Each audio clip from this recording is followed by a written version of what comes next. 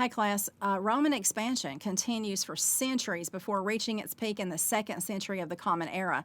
Let's look at the factors contributing to Rome's conquest of the Mediterranean world and also take a look at the limits to their expansion as well. How did Rome come to be? Legend has it that twins Romulus and Remus were two mythical feral sons born of the god Mars and a mother who was a vestal virgin. Mars had a great family line. Hercules was his brother, and he was the son of Jupiter, the god of war. Now, these twins were raised by a wolf, and when Romulus killed Remus, Rome would be born. But the reality is a little different. The Etruscans class arrived in Italy around 750 BCE, and they established a permanent settlement that evolved into the first Italian cities. Politically, they're going to resemble the Greek city-states. They're going to govern each one differently, but maintain contact with the other city-states. And the Etruscans were skilled metal workers and artists, and they had a monarchy form of government. The Etruscans traded with Greek merchants, and this commerce became a connection through which the Etruscans and later Romans are going to absorb many aspects of Greek culture, like the Greek alphabet, the Greek myths, gods. And the Romans are going to settle in Italy by the 8th century BCE as well. But for a couple of centuries, the Etruscans dominated the area rather than the Romans. They drew the Romans into their orbit and introduced many of their customs to the Romans, including that alphabet that they inherited from the Greeks and wearing togas. In fact, the Romans were under Etruscan rule. Now, another semi-legend explains the rise of Roman power. How did they end up taking over the Etruscans? And this was the rape of Lucretia. Lucretia was a popular Roman matron who was raped by an Etruscan king's son, and she subsequently committed suicide. This led to a revolt by the Romans, who overthrew the monarchy of the Etruscans and established the rise of the Roman Republic. And I say this as a semi-legend because historical evidence show there was a woman named Lucretia. Along with some evidence, she played a critical part of the downfall of the Etruscan monarchy. But it's been exaggerated and romanticized over time, I think. Class, the history of Rome is centered around the growth of their constitution and government. The Constitution was not a document that was written down, but a memorized set of carefully observed procedures. And the Roman government system proved to be rich and complex, including a set of checks and balances that you might recognize today in our form of government.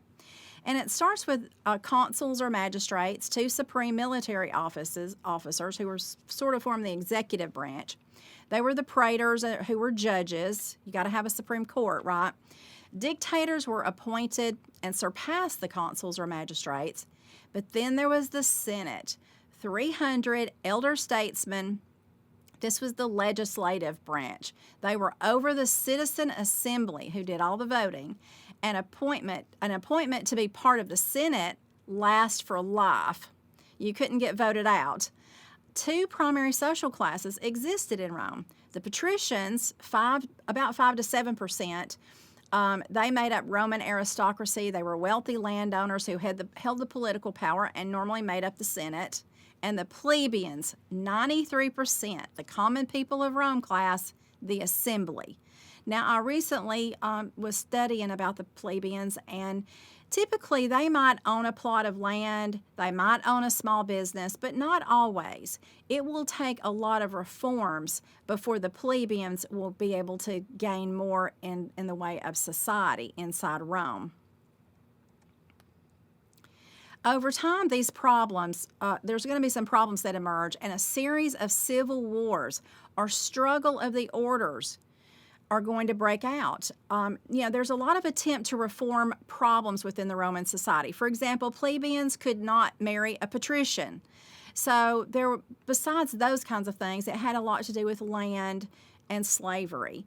The Senate did not take kindly to any attempts to change things. For example, the Gracchus brothers, Tiberius and Gaius, they were assassinated by the Senate after attempting to push through reforms for redistribution of land and also slavery reforms. Now, in a moment, we'll talk about the Punic Wars, and we're going to find after those wars, occurred, military generals began pushing against the Senate and fighting for control of the government.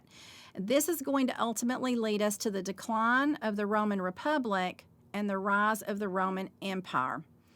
Also, with the rise of the Roman Empire comes the first emperor, or Octavian. He's also known as Augustus. He subsequently will change society and lead them through Pax Romana, which is a peaceful time through authoritarian rule. The Roman Empire will be ruled by a series of good and bad empires, class. They're not going to be particularly successful. According to one statistic, 15 out of 22 emperors were either committed suicide or were assassinated. Some of these emperors are verifiably insane, but we're going to come back to this military rule, Augustus, and the transition of the empire in just a moment. Rome is going to exploit the family as a force or a weapon in society. Political power will be based on the strength of a man's family and his alliances. The father of the family is the paterfamilias, and he was the absolute owner of it all. Children, land, property, animals, slaves, of course, women and wives. He even ruled over his married sons, and only when the paterfamilias had died could sons establish their own separate power. And there's some parallels that have been drawn to the Israelite society and how sons were treated within those families. Now Rome, because Rome is going to develop into a military type state with a warrior ethos, what they really need is soldiers. So the number one role for women is to give Rome sons. And class, according to another legend, when Romulus and his male followers raided the community of Sabine, the abduction and rape of 30 virtuous Sabine women will give Rome their first soldiers, along with a class of strong, loyal women. Again, legend. Religion for the Roman Republic is an example of religion being used as a form of control, and that all forms of their worship upheld Roman tradition, Roman values, the state interests. At home, the father led worship of the household goddess Vesta. Vesta was a spirit of hearth and a very popular goddess.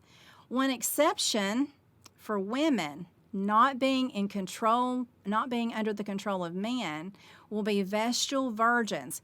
Class, this was an opportunity for young women to commit themselves to the temple of Vesta, and part of their job was to keep the sacred fires burning for Vesta. They had some other jobs too, but these young women lived in the temples and were free from their father's control. They lived in luxury. Now, there were some rules to become a Vestal virgin, and their service would last 30 years. After 30 years, women could choose to marry, but few did. Most wanted to remain in the temple, living in the lifestyle they had grown accustomed to. Great honor would be bestowed on a man who married a Vestal virgin. If the Vestal virgin did not complete her duties, punishment could be deadly. There are written accounts of Vestal virgins who were buried alive in an underground chamber for allowing the fires to go out, or perhaps they had a rendezvous with a young man. Many of the gods that Romans adopt are simply going to be the Greek gods, and they renamed them. And many of, this religion in Rome was developed in time to placate the gods. And these things that they developed, these rites of religion that they developed to placate the god, are things like pietas, which is proper devotion, dignitas, which is proper respect and being a good citizen, and gravatus, which is taking things seriously. So the gods that they adopted are going to help them to control and allow society to look the way they want it to. Now, the Romans, of course, had a polytheistic society, and they're going to also take certain positive ideas or ideas they want to reinforce and turn them into gods. For example, Virtus was the god of manly conduct. Pax was the god of peace. Fides was the god of loyalty, and Pudor was the god of modesty. So these are the attitudes and the ideas that we want our society to adopt, so we're going to turn those into gods. More often than not, the Roman Republic is going to use military conquest as a way to expand their territory, like the overthrow of the Etruscans. And they're usually successful. According to one historian, Rome sometimes lost the battle, but never lost the war. One exception is going to be the invasion initiated by Rome to move north of the Po River into a region ruled by the Celtic people, Gaul. The Celts were able to stop the invasion. And what's so unique about the Celts? According to one ancient historian class, nearly all of the Gauls are of lofty stature. They're fair and ruddy complexion, terrible from the sternness of their eyes. They're very quarrelsome and of great pride and insolence. A whole troop of foreigners would not be able to withstand a single Gaul if he called his wife to his assistance, who is usually very strong with blue eyes. I really love these guys. Sadly, the Celtic people in Gaul will fall later to Julius Caesar. An army of Rome was part of the big success story here for the Roman Empire, the Roman Republic and Roman Empire. Soldiers served between ages 18 and 46. They would have to equip themselves, and they served 10 years on sort of a tour of duty. However, all soldiers were allowed to go home during harvest. The Greek phalanx formation was improved into maniples, which are groups of 60 to 120 men units commanded by a centurion. And they were powerful and versatile. They could hold ground even if the main unit or a legion of up to 6,000 men were cut off or lost formation. Now, as Rome grew into an imperial power, Greek city-states are becoming very nervous, and they enlisted the king of Albania, Pyrrhus, to help them stop the inevitable invasion. King Pyrrhus came with his 20,000 infantry, 3,000 cavalry, 2,000 archers, 500 slingers, and 20 war elephants to stop the inevitable invasion. However, what we're going to find is that by 280 BCE, most of his men were dead and wounded, and he actually won the battles with Rome, but it's called a Pyrrhic victory. It's where you win the battle, but you have no sources to go forward and win the war. So Pyrrhus won the battles, but again, could not win the war with Rome.